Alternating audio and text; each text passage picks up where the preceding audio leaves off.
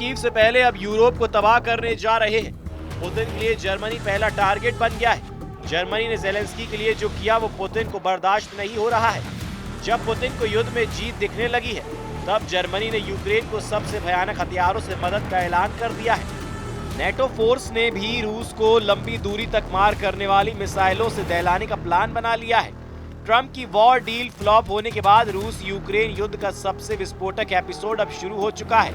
जब पुतिन को दुश्मन ललकारते हैं तो ऐसी तबाही आती है, इतना बारूद बरसता है कि जमीन जलती है, आसमान तक आग लग जाती है। टोमाहॉक मिसाइल के नाम से पुतिन को डराने की कोशिश की। बदले में पुतिन ने यूक्रेन के 5 शहरों में बारूदी सुनामी ला दी है। खार्किव, सूमी और डोनेस्टक में रूस ने सबसे भयानक हमला किया। रूस के जंगी जेट आसमान से मिसाइल की बौछार कर रहे हैं तो टैंक यूक्रेन सेना को जमीन पर रौंद रहे हैं। पुतिन आर्मी ने यूक्रेन के बख्तरबंद गाड़ियों, एयर डिफेंस सिस्टम, इलेक्ट्रॉनिक युद्ध बेस स्टेशनों और गोला बारूद डिपो को बमबारी कर धुआं कर डाला है।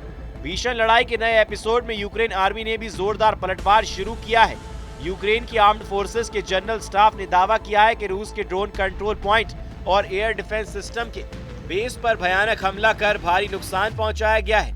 यूक्रेन के हमले में रूस के टैंकों, artillery system, air defence system और टैक्टिकल ड्रोन के चीथड़े उड़ गए हैं। वॉर जोन के बारूदी घमासान के बीच ज़ेलेंस्की के लिए अच्छा सिग्नल ब्रसेल्स से भी आया है, जहां नेटो चीफ मार्क रूटे ने रूस के फाइटर ड्रोन से लड़ने के लिए नए प्लान का ऐलान किया है।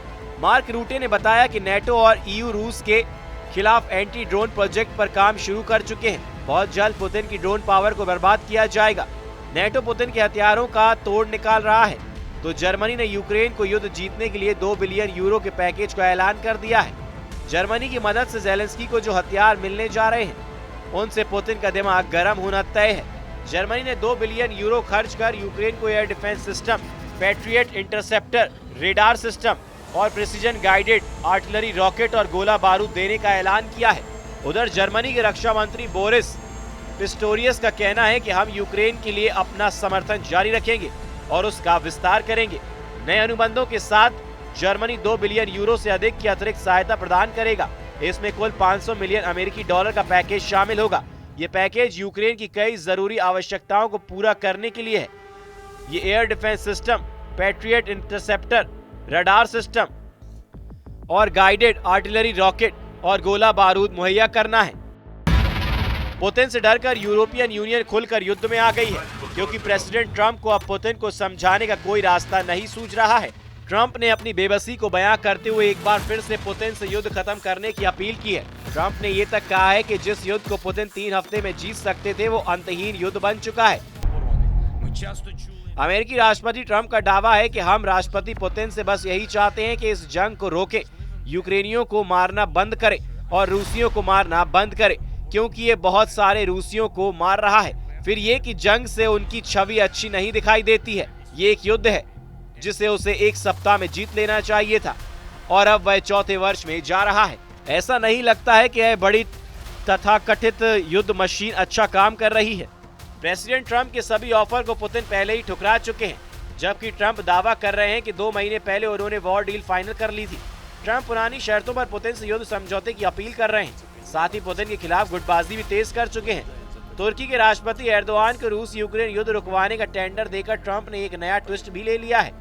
हालांकि ट्रंप के ऐलान कुछ ही देर बाद पुतिन ने करारा जवाब दिया है। मॉस्को में पुतिन ने तुर्की के सबसे भरोसेमंद लीडर का ग्रैंड वेलकम कर ट्रंप को शॉक दे दिया है। सीरिया के राष्ट्रपति अहमद अल शरा ने पुतिन से मॉस्को में मुलाकात की है। दोनों नेता पहली बार आमने सामने आए हैं। पुतिन ने जिस अंदाज में कमांडर जुलानी उर्फ अहमद अल शरा की तारीफ की है, उससे ट्रंप को करंट लग गया है। सीरिया के राष्ट्रपति अहमद अल शरा की असल पहचान कमांडर जुलानी की है, जिन्होंने सीरिया में बशर अल असद की सत्ता को उखाड़ फेंका है। बशर अल असद वो है जिन्हें पुतिन की पसंद माना जाता है। ताज्जुब ये है कि अब भी बशर अल असद पुतिन की ही शरण में है, फिर भी उन्होंने अहमद अल शरा को अपने पाले में ला खड़ा किया है। पुतिन के इस दांव से ट्रंप के साथ तुर्की के राष्ट्रपति एर्दोआन के भी होश उड़ गए हैं। कमांडर जुलानी से पुतिन ने कई गारंटी भी ले ली है। सीरिया में रूस के सैन्य अड्डे दोबारा जल्द ही एक्टिवेट होने वाले हैं। साल 2017 में रूस और सीरिया के बीच एक समझौते पर हस्ताक्षर हुआ था, जिसके तहत सीरिया ने 49 सालों के लिए तार्तुस और खमाइमिम में रूस को सैन्य अड्डा की इजाजत दे दी थी। ये समझौता साल 2066 तक का है। हालांकि बशर अल असद के तख्तापलट के बाद रूस के सैन्य अड्डे पर तैनात ज्यादातर हथियारों को हटा लिया गया है, लेकिन अब पुतिन अपने दोनों नेवल और एयर बेस को फिर से एक्टिव करने के लिए अहमद अल शरा को मना कर रहे हैं। जिस तरह यूरो फ्रंट पर ट्रंप युद्ध की तैयारियां कर रहे हैं, पुतिन के खिलाफ मोर्चा खड़ा कर रहे हैं, उसका जवाब पुतिन अब मध्य एशियाई और अफ्रीका में देने जा रहे हैं। खासकर तुर्की को लेकर पुतिन को कई डाउट्स हैं। तुर्की ने सीरिया सिविल वॉर के समय रूस के जंगी जेट तक को मार गिराया था। 10 साल पहले तुर्की से मिले उस धोखे को पुतिन कभी भुला नहीं सकते हैं। पुतिन नेटो सदस्य तुर्की पर रत्ती भर भरोसे के लिए तैयार नहीं है, जबकि उसी तुर्की के राष्ट्रपति को ट्रंप ने वॉर टेंडर देकर युद्ध खत्म करवाने का मिशन सौंपा है। हालांकि अहमद अल शरा का पत्ता चलकर पुतिन ने ट्रंप की तुर्की चाल को काट दिया है, लेकिन नेटो और यूरोपीय यूनियन के खिलाफ पुतिन एटमी हमले की धमकी से काम चला रहे हैं।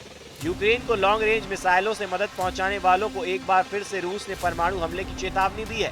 नेटो फोर्सेस के न्यूक्लियर डेटरेंस अभ्यास ने भी रूस को एटमी युद्ध की वजह दे रखी है। अगर एटमी युद्ध की नौबत आई तो पुतिन कई देशों को राख में मिला सकते हैं, क्योंकि रूस दुनिया में सबसे ज्यादा और विनाशकारी परमाणु बम रखता है।